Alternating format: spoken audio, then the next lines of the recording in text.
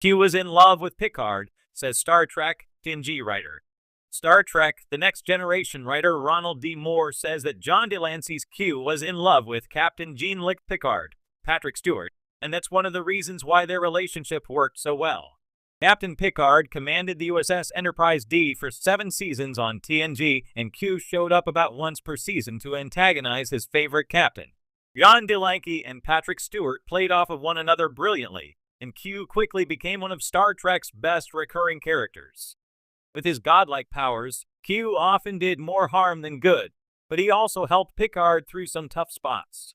Q also made appearances on Star Trek Deep Space Nine and Star Trek Voyager, but his Q's interactions with Commander Benjamin Sisko, Avery Brooks, and Captain Catherine Janeway, Kate Mulgrew, never had quite the same spark as his interactions with Captain Picard. Ronald D. Moore spoke about Q and Picard's unique relationship in the companion book to the documentary series of the same name, The Center Seat, 55 Years of Trek by Peter Holmstrom. Read his quote below. Internally, what we said all the time was Q is in love with Picard. That was the fundamental of the relationship. He's in love with him.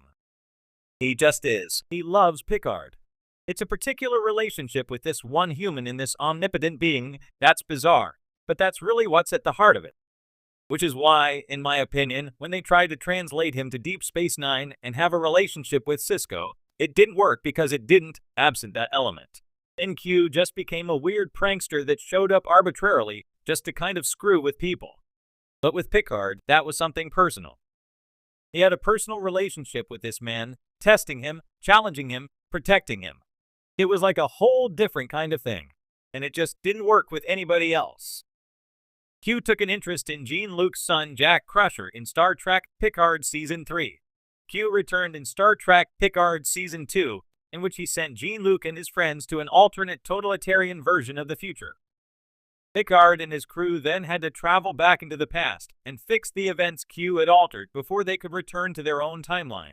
Along the way, Q helped Picard work through some of his childhood trauma before the godlike trickster revealed that he was dying. Although Q had previously believed himself to be immortal and unchanging,